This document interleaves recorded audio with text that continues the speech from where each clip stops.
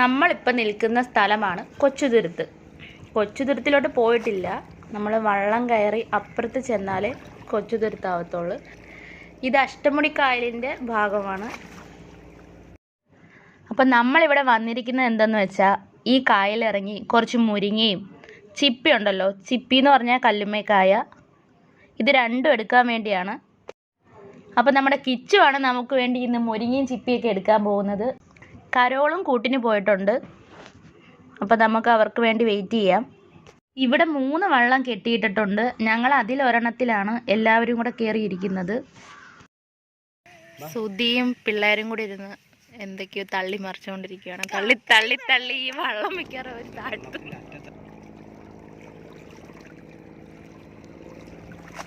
ഈ കായൽ മുഴുവനും പായൽ കൊണ്ട് നിറഞ്ഞിരിക്കുക.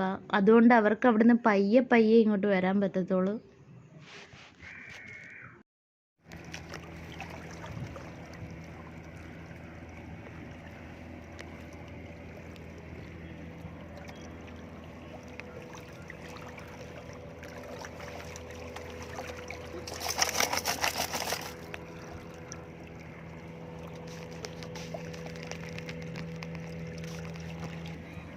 നമ്മളിന്ന് മുരിങ്ങയാണ് കറി വെക്കാൻ പോകുന്നത്. അത് നമുക്ക് അടത്തിയെടുക്കാം. ചിപ്പിന്ന് എടുക്കാൻ പറ്റത്തില്ല, കാരണം അതിൽ ഭയങ്കര ചെളിയാണ്. അത് പുഴുങ്ങിയെടുക്കുന്നതാണ്. അപ്പം നമുക്ക് നന്നായിട്ട് കഴുകിയിട്ട് കുറേ നേരം വെള്ളത്തിലിട്ട് വെക്കാം.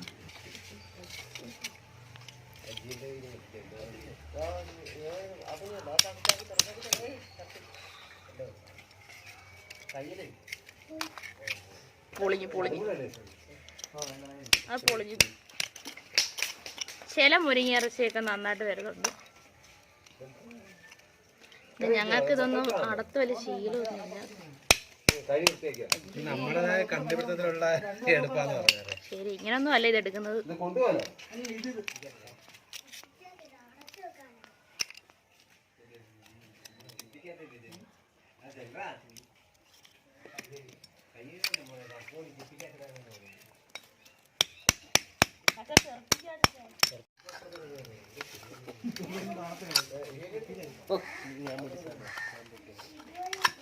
ചേട്ടനതാ ഇത് വള്ളത്തിന്റെ പേരും പറയാം, അവരും കൂടെ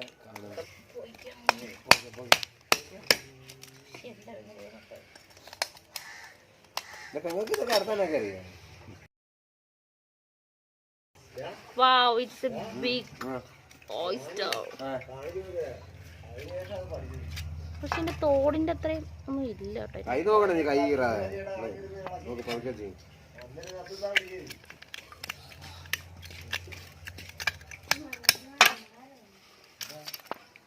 എന്തോ കാണിക്കുന്നത് വരണ്ടേ കണ്ടോണ്ടിരിക്കുന്നത് പലതും പറയും. നമ്മൾ വിചാരിക്കുന്ന അത്രയും സംഗതിയൊന്നും ഇതിൻ്റെ അകത്തില്ല. ഞാനേ കണ്ടുള്ളൂ, ഞാൻ മാത്രമേ കണ്ടോളൂ. ഇതെന്ത് പറ്റി? മുരിങ്ങയും ചത്തുപോയത്.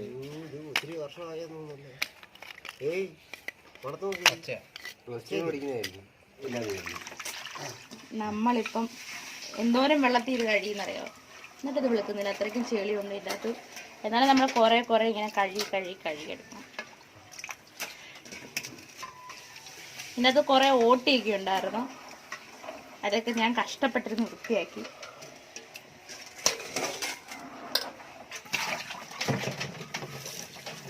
എന്നാലും ഇതിനകത്ത് ഓട്ടിയൊക്കെ കാണും. ഇത്തിരിയേ ഉള്ളൂ, നമ്മൾ അത്ര അടുത്തെടുത്തിട്ട് ഇത്തിരി നമുക്ക് കിട്ടിയിട്ടുള്ളൂ. ഞങ്ങൾ പോയ സമയം ഒരുപാട് ലേറ്റ് ആയിരുന്നു. ചിലതൊക്കെ നന്നായിട്ട് വന്നിട്ടുണ്ടല്ലോ, പൊട്ടാതെ നന്നായിട്ട് വന്നിട്ടുണ്ട്. ഞാൻ ഫസ്റ്റ് ടൈമാണ് ഇങ്ങനെ അടത്തെടുക്കുന്നത്.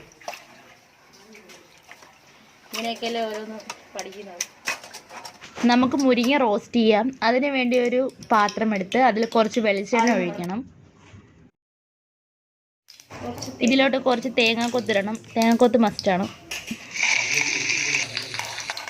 തേങ്ങാക്കൊത്ത് കുറച്ചൊന്ന് മൂത്ത് വരുമ്പോഴത്തേക്കും നമുക്ക് നീളത്തിലരിഞ്ഞ ഇഞ്ചിയും വെളുത്തുള്ളിയും ചേർത്ത് കൊടുക്കാം.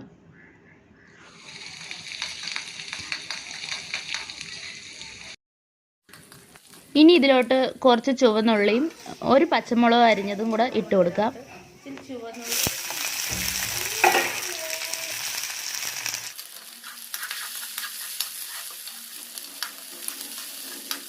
കുറച്ച് കറിവേപ്പിലയും കൂടെ ഇടണം.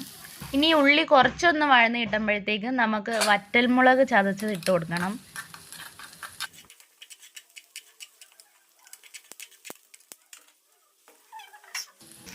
കുറച്ച് ഉപ്പിട്ട് കൊടുക്കാം.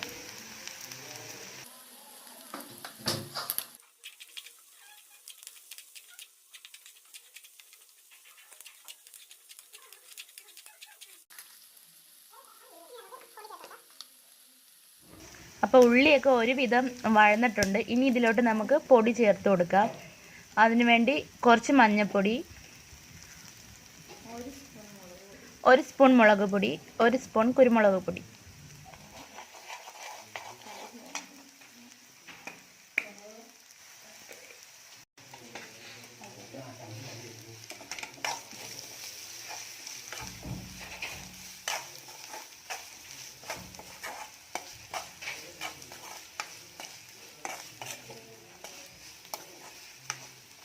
പൊടികളൊക്കെ നന്നായിട്ട് ചൂടായിട്ടുണ്ട്. നമുക്കിനി ഇതിലോട്ട് നമ്മുടെ മുരിങ്ങ, വൃത്തിയാക്കി വെച്ചിരിക്കുന്ന മുരിങ്ങ ഇട്ട് കൊടുക്കാം.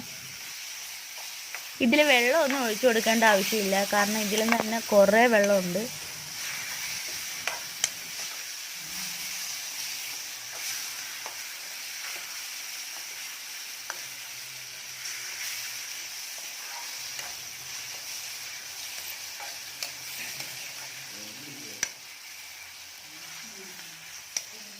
പെട്ടെന്ന് തന്നെ ഇതിൻ്റെ അകത്തുള്ള വെള്ളമൊക്കെ ഊറി വന്നിട്ടുണ്ട്.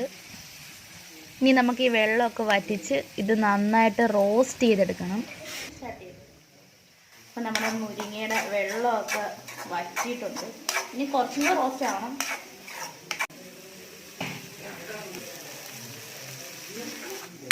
ഞാൻ അടിക്കടി ഇങ്ങനെ പിടിക്കാൻ പ്രശ്നമാകരുത്.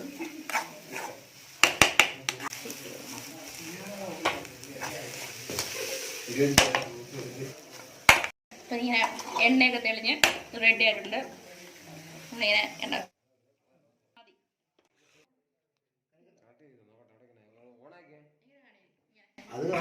അപ്പം നമുക്ക് മുരിങ്ങയുടെ കൂടെ കഴിക്കാൻ ഒറോട്ടയാണുള്ളത്. തൽക്കാലം ഇത് വെച്ച് അഡ്ജസ്റ്റ് ചെയ്യണം.